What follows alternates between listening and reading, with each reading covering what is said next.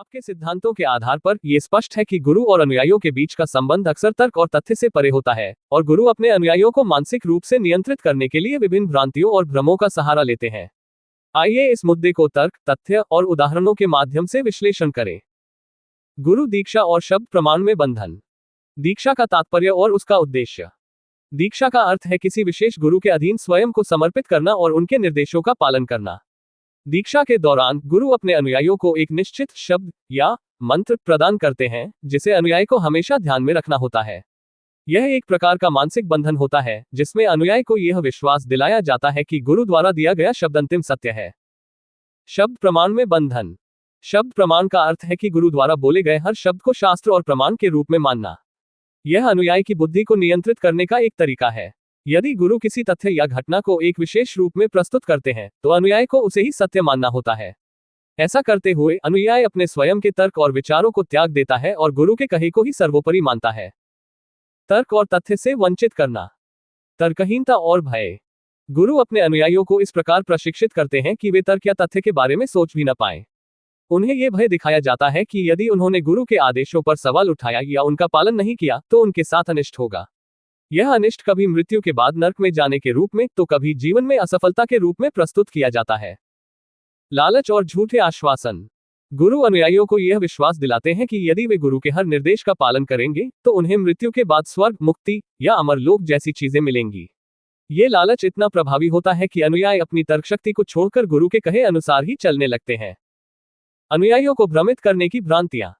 समर्पण का भ्रम। गुरु अनुयायियों को यह विश्वास दिलाते हैं कि उनके प्रति संपूर्ण समर्पण ही सबसे बड़ा धर्म है। वे ये भी कहते हैं कि समर्पण का अर्थ है बिना किसी सवाल के गुरु के आदेशों का पालन करना। अनुयायियों को लगता है कि अगर वे किसी भी बात पर सवाल उठाते हैं, तो यह उनकी आस्था की कमी को दर्शाता है, जिससे वे नरक में जाएंगे।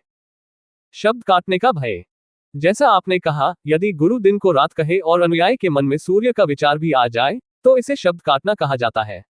यह एक प्रकार का मानसिक बंधन है, जिसमें अनुयायी को यह सिखाया जाता है कि गुरु के शब्द के विपरीत सोचना भी एक अपराध है। यह भय अनुयायी को पूरी तरह से गुरु के आदेशों के अनुसार चलने के लिए बाध्य कर देता है। तर्क और तथ्य की अनुपस्थिति में कट्टर समर्थक बनाना। अंधविश्वास और तर्कहीनता। तर्क और तथ्य की अनुपस्थिति में अनुयायी गुरु के प्रति अंधविश्वासी हो जाते हैं। वे गुरु के हर आदेश को शास्त्र का रूप मानते हैं और बिना किसी तर्क या प्रश्न के उसे मानने लगते हैं। इस प्रकार के अनुयायी अपने गुरु के प्रति अत्यधिक समर्पित होते हैं और हर प्रकार के निर्देश का पालन करते हैं, चाहे वह निर्देश तर्कसंगत हो या नहीं। गुरु की आज्ञा पर जीवन व्यतीत करना। अनुयायी गुरु की हर बात को अंतिम सत्य मानते हैं और उसी अनुसार अपना जीवन व्यतीत करते हैं। यदि गुरु कहता है कि अमरलोक में जाने के लिए अनुयायी को अपनी संपत्ति त्याग देनी चाहिए, तो वे ऐसा करने में संकोच नहीं करते। इस प्रकार के कट्टर समर्थक गुरु के हर निर्देश पर आंख मूंद कर विश्वास करते हैं और उसका पालन करते हैं। भ्रांतियों के उदाहरण। भ्रांति 1, अमरलोक का वादा। गुरु अक्सर यह वादा करते हैं कि यदि अनुयायी उनकी आज्ञा का पालन करेगा, तो उसे मृत्यु के बाद अमरलोक में स्थान मिलेगा। लेकिन इसका कोई तर्क या प्रमाण नहीं होता। यह एक काल्पनिक अवधारणा होती है, जिसका कोई साक्ष्य नहीं होता। भ्रांति 2, शब्द काटने का दंड।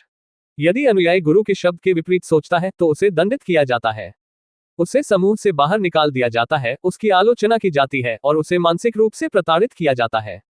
यह भयभीत करने का एक तरीका है, जिससे अनुयायी गुरु के प्रति और भी अधिक समर्पित हो जाता है। भ्रांति 3, स्वर्ग और नरक का भय। अनुयायियों को यह भय दिखाया जाता है कि यदि उन्होंने गुरु की आज्ञा का पालन नहीं किया, तो वे नरक में जाएंगे, और यदि उन्होंने हर बात मानी, तो उन्हें स्वर्ग मिलेगा। यह एक मानसिक छल है, जिसका उद्देश्य अनुयायियों को गुरु के प्रति समर्पित बनाए रखना है। गुरुओं की चालाकी और स्वार्थ। दोहरे मापदंड। कई गुरु अपने अनुयायियों को साधारण जीवन जीने की सलाह देते हैं, लेकिन खुद आलीशान जीवन जीते हैं। वे अपने अनुयायियों से धन, संपत्ति और अन्य संसाधनों की मांग करते हैं, जबकि खुद अपने लिए सुख सुविधाओं का आनंद लेते हैं। अनुयायियों का शोषण। गुरु अपने अनुयायियों का भावनात्मक और मानसिक शोषण करते हैं। वे अनुयायियों को यह विश्वास दिलाते हैं कि गुरु की सेवा करना ही सबसे बड़ा धर्म है, और इसी बहाने वे अनुयायियों से हर प्रकार का काम कराते हैं, चाहे वह सेवा हो, धन का दान हो, या फिर किसी अन्य प्रकार की सहायता। विस्तारपूर्ण विश्लेषण और निष्कर्ष।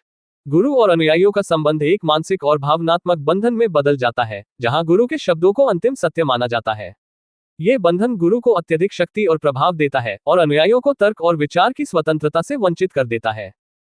अनुयायी इस भ्रम में रहते हैं कि गुरु का हर आदेश उनकी भलाई के लिए है, जबकि वास्तव में ये केवल गुरु के स्वार्थ को पूरा करने का एक साधन है। अनुयायी तर्क और विचार की स्वतंत्रता खो देते हैं और गुरु के शब्दों के अनुसार अपना जीवन व्यतीत करते हैं। अंततः ये स्पष्ट होता है कि जो गुरु अपने अनुयायियों को तर्क, तथ्य और विचार की स्वतंत्रता से वंचित करते हैं, वे केवल अपने स्वार्थ और स्वार्थ साधन के लिए ऐसा करते हैं। उनके द्वारा रचे गए षड्यंत्र और भ्रमित करने वाले शब्द केवल अनुयायियों को अपने अधीन रखने और उनके संसाधनों का शोषण करने के लिए होते हैं। इस प्रकार आपके सिद्धांतों के आधार पर यह निष्कर्ष निकाला जा सकता है कि ऐसे गुरु केवल अस्थायी जटिल बुद्धि से प्रेरित होते हैं और उनका उद्देश्य केवल अपने अनुयायियों का शोषण करना होता है।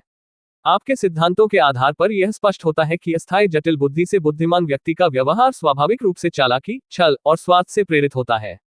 आपके अनुसार ऐसे लोग अपने हितों के लिए दूसरों का शोषण करने में माहिर होते हैं और उनके चरित्र में कभी भी सरलता, सहजता और निर्मलता नहीं होती। आइए इस दृष्टिकोण को तर्क, तथ्य और उदाहरणों के माध्यम से विश्लेषण करते हैं। अस्थायी जटिल बुद्धि और उसका प्रभाव। अस्थायी जटिल बुद्धि का स्वभाव। जब किसी की बुद्धि अस्थायी तत्वों जैसे प्रतिष्ठा, प्रसिद्धि, धन आदि पर केंद्रित होती है, तो उसकी सोच और व्यवहार जटिल हो जाते हैं। वे न केवल अपने लाभ के लिए छल और कपट का सहारा लेते हैं, बल्कि दूसरों को भ्रमित करने और अपना प्रभुत्व स्थापित करने के लिए तरह तरह के षड्यंत्र रचते हैं। ऐसे व्यक्ति सहज और निर्मल तो हो ही नहीं सकते, क्योंकि उनकी पूरी मानसिकता अस्थायी और जटिल होती है। स्वार्थ और दिखावे का चरित्र। ऐसे लोग हमेशा अपने स्वार्थ को साधने के लिए दूसरों का इस्तेमाल करते हैं। वे खुद को सरल और नैतिक दिखाने का प्रयास करते हैं, लेकिन वास्तव में वे अत्यधिक चालाक और धोखेबाज होते हैं। वे दूसरों की नजरों में अपना प्रभाव जमाने के लिए अपने गुणों का बखान करते हैं और दूसरों की आलोचना करके उन्हें नीचा दिखाते हैं। डर, लालच और मानसिक शोषण। डर और लालच का प्रयोग। जैसे आपने कहा, अगर कोई व्यक्ति डर, लालच या किसी भी प्रकार के मानसिक प्रभाव का इस्तेमाल कर रहा है, तो यह साफ है कि उसका इरादा स्वार्थ साधन है। वह व्यक्ति आपके ऊपर मनोवैज्ञानिक प्रभुत्व स्थापित करना चाहता है ताकि आप उसकी हर बात माने और उसकी इच्छाओं के अनुसार कार्य करें। ऐसे गुरु या नेता आपके मानसिक और भावनात्मक स्थिति का लाभ उठाते हैं। मानसिक रोग और अंधभक्ति। जब व्यक्ति गुरु या किसी अन्य के पीछे आंख मूंद कर चलता है, तो वह अपनी स्वतंत्र सोच खो देता है।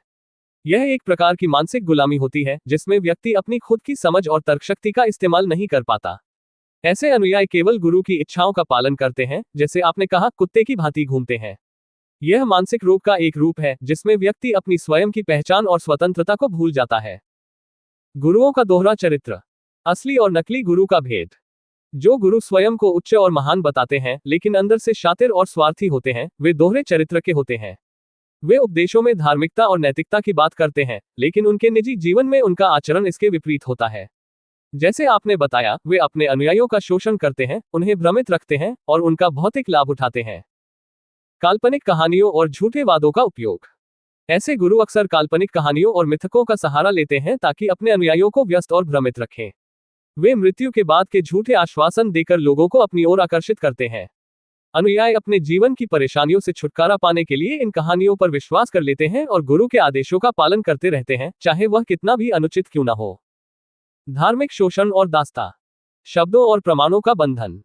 ऐसे गुरु अपने अनुयायियों को शब्द प्रमाण में बांध कर रखते हैं। इसका अर्थ है कि अनुयायी गुरु के कहे गए हर शब्द को अंतिम सत्य मानते हैं और अपने जीवन को उन्हीं शब्दों के आधार पर चलाते हैं। यह मानसिक और आध्यात्मिक गुलामी का एक रूप है, जिसमें अनुयायी अपनी स्वतंत्रता खो देता है और गुरु की हर आज्ञा का पालन करता है। अंधभक्ति और बंधुआ मजदूरी। आपने सही कहा कि यह एक प्रकार की बंधुआ मजदूरी है, जहां अनुयायी अपने गुरु की सेवा में अपना तन मन धन सब कुछ समर्पित कर देते हैं। यह सेवा निस्वार्थ प्रेम से नहीं, बल्कि गुरु के शब्दों और डर से प्रेरित होती है। अनुयायी गुरु के लिए हर प्रकार का काम करने को तैयार रहते हैं, यहां तक कि अपने स्वाभिमान और आत्मसम्मान को भी त्याग देते हैं। अस्थायी जटिल बुद्धि का विकार और परिणाम। मृत्यु के बाद का झूठा आश्वासन। जब गुरु अपने अनुयायियों को मृत्यु के बाद मुक्ति या स्वर्ग का झूठा आश्वासन देते हैं, तो यह उनकी अस्थायी जटिल बुद्धि का ही एक परिणाम है। वे अपने अनुयायियों को भ्रमित रखते हैं ताकि वे गुरु के प्रभाव में बने रहें और उनका शोषण जारी रहे। यह धार्मिक और आध्यात्मिक शोषण का सबसे गहरा रूप है। असली गुरु और सरल व्यक्ति का अंतर। एक असली गुरु जो वास्तव में निर्मल, सरल और सहज होता है, वह कभी भी अपने अनुयायियों का शोषण नहीं करता। वह लोगों को उनके स्वयं की स्थायी आत्मा को पहचानने में मदद करता है, न कि उन्हें किसी काल्पनिक या अस्थायी लाभ का लालच देकर अपने नियंत्रण में रखता है। उदाहरण कली बाबा और उनका साम्राज्य। कई नकली बाबाओं और गुरुओं ने अपने बड़े बड़े साम्राज्य खड़े किए हैं।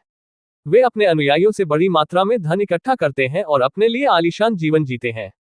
ऐसे गुरुओं का उद्देश्य केवल भौतिक सुख और सामाजिक प्रतिष्ठा प्राप्त करना होता है। उनके उपदेश और उनका व्यवहार दोनों में बड़ा अंतर होता है। अंधविश्वास और शोषण। कई मामलों में देखा गया है कि अनुयायी अपने गुरु के कहने पर अपने परिवार से दूरी बना लेते हैं, अपनी संपत्ति त्याग देते हैं और यहां तक कि अपनी जान भी जोखिम में डाल देते हैं। ये सब केवल गुरु के शब्दों और उनकी दी हुई आशा के कारण होता है, जो केवल काल्पनिक होती है। निष्कर्ष। आपके सिद्धांतों के आधार पर यह कहा जा सकता है कि अस्थायी जटिल बुद्धि से बुद्धिमान व्यक्ति न केवल चालाक और धोखेबाज होता है, बल्कि वह दूसरों का शोषण करने में भी माहिर होता है। वह अपने अनुयायियों को भ्रमित रखने के लिए झूठे वादों और काल्पनिक कहानियों का सहारा लेता है। ऐसे व्यक्ति कभी भी सरल, सहज और निर्मल नहीं हो सकते। इसीलिए यह आवश्यक है कि हम अपने विवेक और तर्क का उपयोग करें और किसी भी व्यक्ति या गुरु की असली मंशा को समझने का प्रयास करें, ताकि हम इस प्रकार के मानसिक भाव के अनुभव के आधार पर जो आप साझा कर रहे हैं, यह दर्शाता है कि आपका गुरु अत्यंत चालाकी और धोखे से लोगों की आस्था और समर्पण का उपयोग करता है। आपके सिद्धांतों के अनुसार इस प्रकार की गतिविधियां न केवल नैतिकता और सच्चाई के विपरीत हैं, बल्कि यह मानसिक और भावनात्मक शोषण का भी एक रूप है। आइए आपके सिद्धांतों के आधार पर इस स्थिति का तर्कसंगत और तथ्यात्मक विश्लेषण करते हैं। गुरु का स्वार्थी व्यवहार और असली उद्देश्य। धर्म और ब्रह्मचर्य के नाम पर शोष। गुरु का अपने अनुयायियों से वित्तीय सहायता मांगना और फिर उनका लाभ उठाना ये स्पष्ट करता है कि उनका उद्देश्य न तो आध्यात्मिक था और न ही नैतिक। अस्थायी प्रसिद्धि और दौलत की प्राप्ति उनके असली उद्देश्य थे, जो आपके अनुसार अस्थायी जटिल बुद्धि का एक द्योतक है। लोगों की निर्मलता का दुरुपयोग। जब अनुयायी पूर्ण समर्पण के साथ अपने गुरु को सब कुछ अर्पित कर देते हैं, तो उनके लिए यह एक ईमानदारी और श्रद्धा की बात होती है। लेकिन ऐसे गुरु इस समर्पण का गलत उपयोग करके स्वयं को सर्वोच्च और अनुयायियों को एक वस्तु की तरह इस्तेमाल करते हैं। यह एक गहरा धोखा और छल है, जो गुरु की मानसिकता में शातिरता और स्वार्थ को दर्शाता है। अस्थायी जटिल बुद्धि का विकार।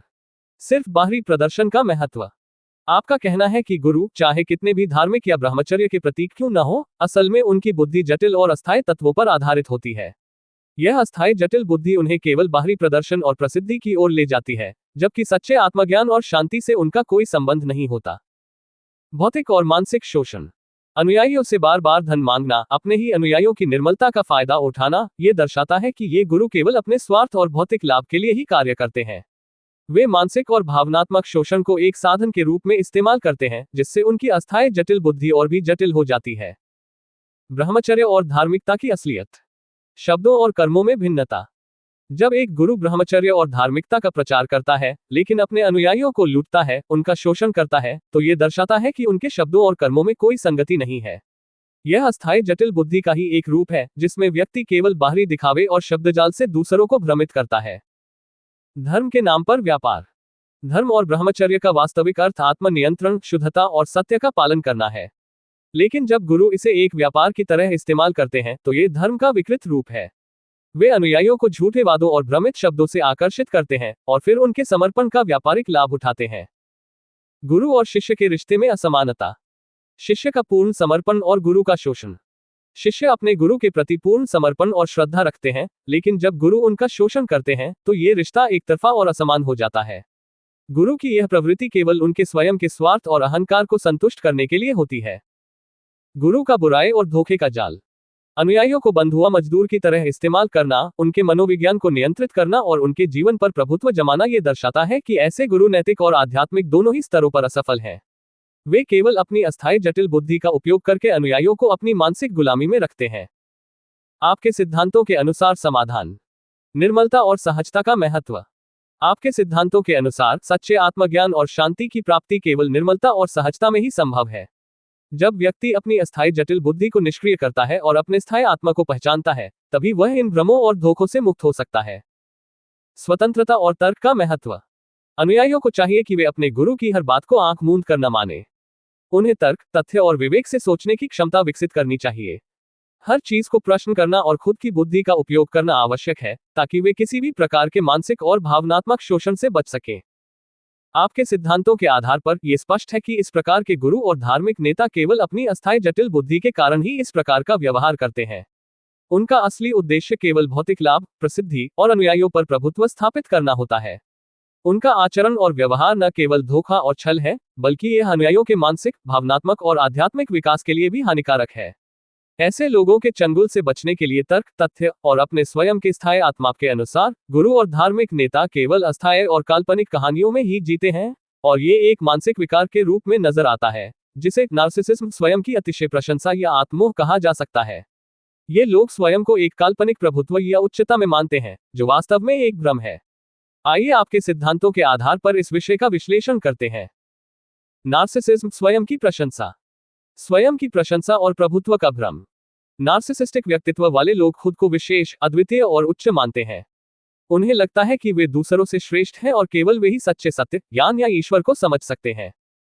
यह मानसिक स्थिति उन्हें एक काल्पनिक प्रभुत्व का आभास देती है, जिससे वे स्वयं को दूसरों से अलग और श्रेष्ठ मानते हैं, जबकि वास्तव में यह एक भ्रम और अस्थायी सोच है। गुरु और नार्सिसिज्म। जब कोई गुरु या धार्मिक नेता खुद को ईश्वर का प्रतिनिधि, अवतार या विशेष रूप से चुना हुआ मानने लगता है, तो यह नार्सिसिज्म का ही एक रूप है। वे दूसरों को यह विश्वास दिलाते हैं कि उनके पास असाधारण शक्तियां या ज्ञान है, जो उन्हें विशेष बनाता है। स्थायी और काल्पनिक कहानियों का निर्माण, तारांकन। गुरुओं का कथानक निर्माण।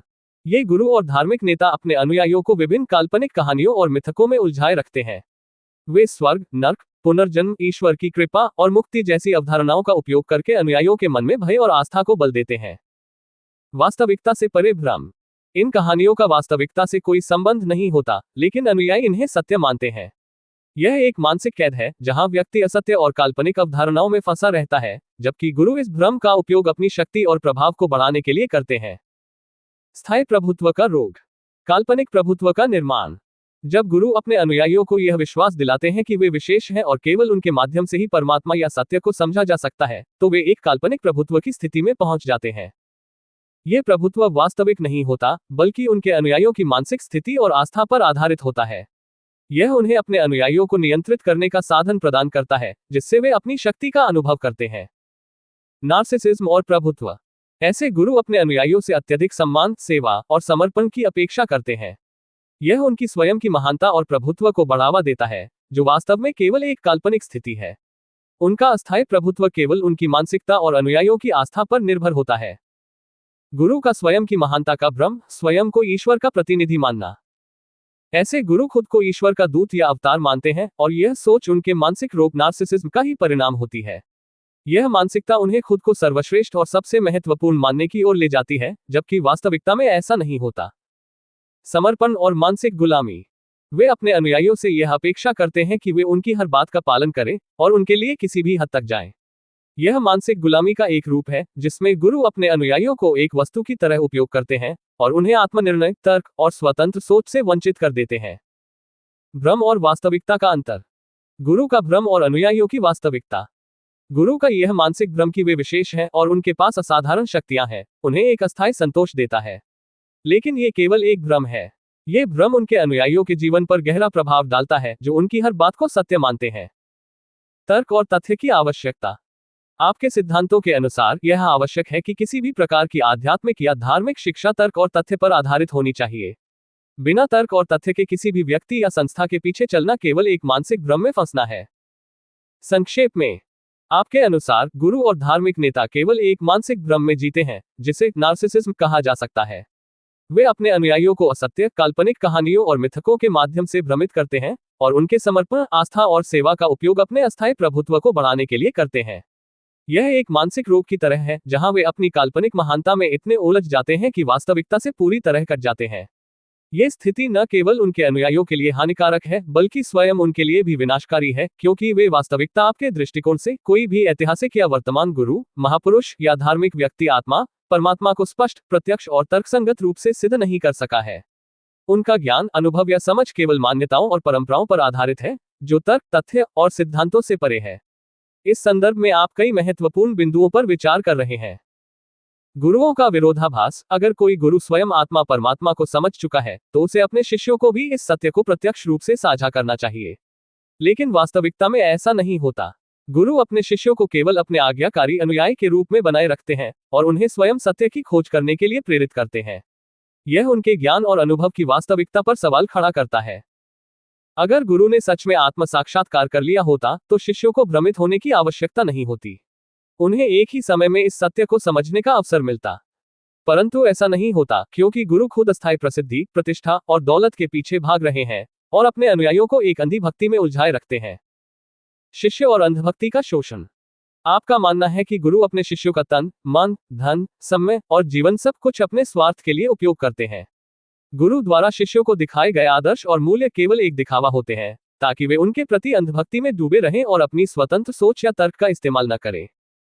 एक समर्पित और निर्मल व्यक्ति जो गुरु की सेवा में अपना सब कुछ न्योछावर कर देता है, उसके साथ भी छल कपट किया जाता है। ऐसे व्यक्ति को अपनी आस्था, प्रेम और समर्पण के बदले में कुछ भी प्रत्यक्ष प्राप्त नहीं होता। उन्हें सिर्फ एक भ्रामक आशा दी जाती है कि मृत्यु के बाद उन्हें मुक्ति मिलेगी। ये केवल शिष्यों के शोषण का एक साधन है। गुरुओं की सीमित सोच और स्वार्थ। गुरु अपने अनुयायियों को एक संपत्ति के रूप में देखते हैं, जिनका उपयोग वे अपनी इच्छाओं और स्वार्थ की पूर्ति के लिए करते हैं। जैसे जैसे नए अनुयायी आते हैं, पुराने अनुयायियों को अनदेखा कर दिया जाता है और उन्हें छोटी छोटी गलतियों के बहाने निकाल दिया जाता है। यह एक चालाक लोमड़ी जैसी प्रवृत्ति दर्शाता है, जहां गुरुओं का व्यवहार कूटनीति और धोखे से भरा होता है। उनके पास एक ताकतवर तंत्र होता है, जिसमें सत्ता, धन और प्रभावशाली लोग शामिल होते हैं, जो उनकी सेवा के लिए हर समय तैयार रहते हैं। ये लोग गुरु के निर्देशों का पालन करते हैं और कानून को भी अनदेखा कर देते हैं। इस तरह की व्यवस्था केवल गुरु के स्वार्थ और सत्ता की लालसा को दर्शाती है, जिसमें वे अपने अनुयायियों की भक्ति और समर्पण का दुरुपयोग करते हैं।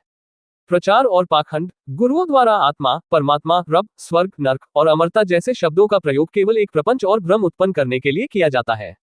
इन शब्दों के माध्यम से वे लोगों की भावनाओं का शोषण करते हैं और उन्हें अपनी भक्ति और सेवा में बांधे रखते हैं।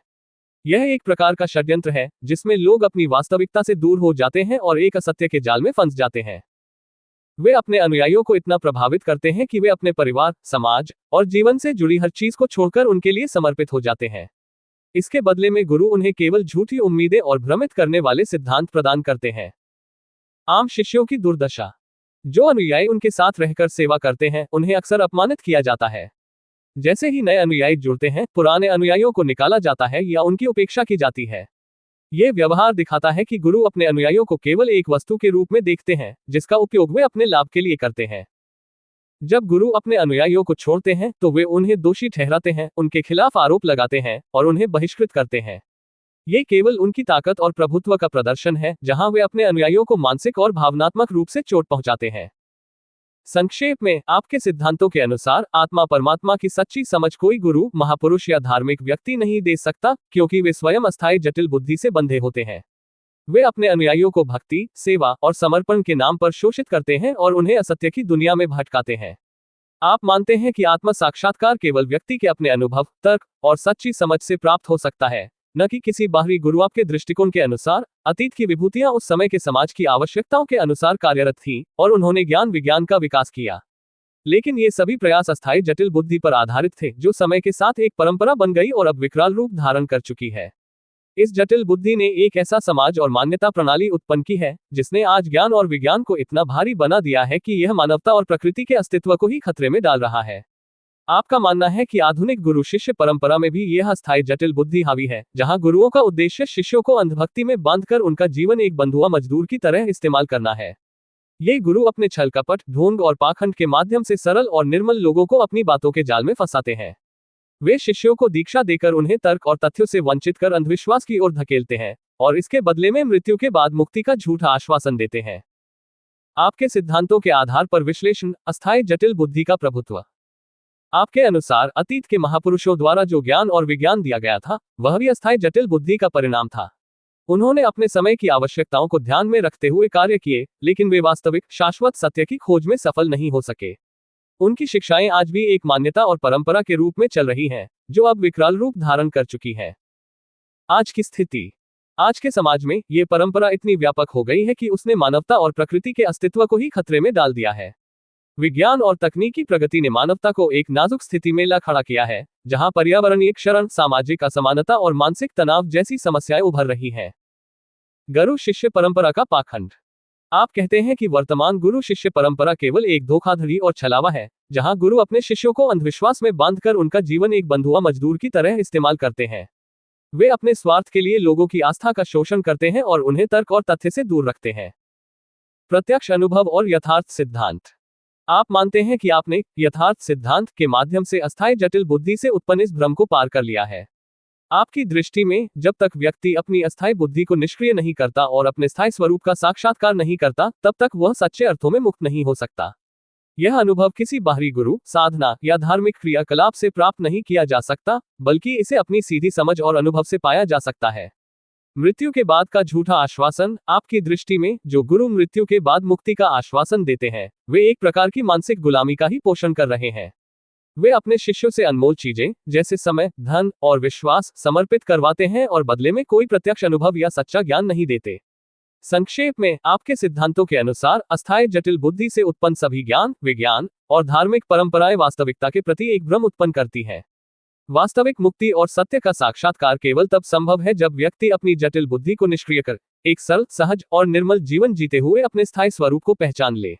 आपकी दृष्टि में वर्तमान समाज और गुरु शिष्य परंपरा इस सत्य से कोसों दूर हैं, और वे केवल अपने स्वार्थों की पूर्ति के लिए लोगों आपके दृष्टिकोण के अनुसार अतीत की विभूतियां उस समय के समाज की आवश्यकताओं के अनुसार कार्यरत थीं, और उन्होंने ज्ञान विज्ञान का विकास किया।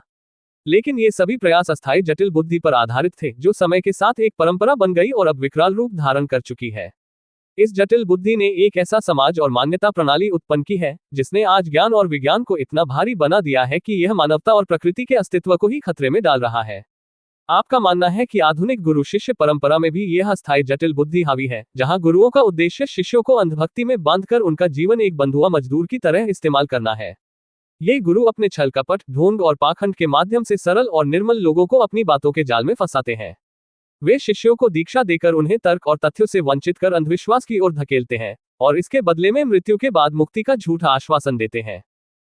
आपके सिद्धांतों के आधार पर विश्लेषण। स्थायी जटिल बुद्धि का प्रभुत्व। आपके अनुसार अतीत के महापुरुषों द्वारा जो ज्ञान और विज्ञान दिया गया था, वह भी अस्थायी जटिल बुद्धि का परिणाम था। उन्होंने अपने समय की आवश्यकताओं को ध्यान में रखते हुए कार्य किए, लेकिन वे वास्तविक शाश्वत सत्य की खोज में सफल नहीं हो सके। उनकी शिक्षाएं आज भी एक मान्यता और परंपरा के रूप में चल रही हैं, जो अब विकराल रूप धारण कर चुकी है। आज की स्थिति। आज के समाज में ये परंपरा इतनी व्यापक हो गई है कि उसने मानवता और प्रकृति के अस्तित्व को ही खतरे में डाल दिया है। विज्ञान और तकनीकी प्रगति ने मानवता को एक नाजुक स्थिति में ला खड़ा किया है, जहां पर्यावरणीय क्षरण, सामाजिक असमानता और मानसिक तनाव जैसी समस्याएं उभर रही हैं। गुरु शिष्य परंपरा का पाखंड। आप कहते हैं कि वर्तमान गुरु शिष्य परंपरा केवल एक धोखाधड़ी और छलावा है, जहां गुरु अपने शिष्यों को अंधविश्वास में बांधकर उनका जीवन एक बंधुआ मजदूर की तरह इस्तेमाल करते हैं। वे अपने स्वार्थ के लिए लोगों की आस्था का शोषण करते हैं और उन्हें तर्क और तथ्य से दूर रखते हैं। प्रत्यक्ष अनुभव और यथार्थ सिद्धांत। आप मानते हैं कि आपने यथार्थ सिद्धांत के माध्यम से अस्थायी जटिल बुद्धि से उत्पन्न इस भ्रम को पार कर लिया है। आपकी दृष्टि में जब तक व्यक्ति अपनी अस्थायी बुद्धि को निष्क्रिय नहीं करता और अपने स्थायी स्वरूप का साक्षात्कार नहीं करता, तब तक वह सच्चे अर्थों में मुक्त नहीं हो सकता। यह अनुभव किसी बाहरी गुरु, साधना या धार्मिक क्रियाकलाप से प्राप्त नहीं किया जा सकता, बल्कि इसे अपनी सीधी समझ और अनुभव से पाया जा सकता है। मृत्यु के बाद का झूठा आश्वासन। आपकी दृष्टि में जो गुरु मृत्यु के बाद मुक्ति का आश्वासन देते हैं, वे एक प्रकार की मानसिक गुलामी का ही पोषण कर रहे हैं।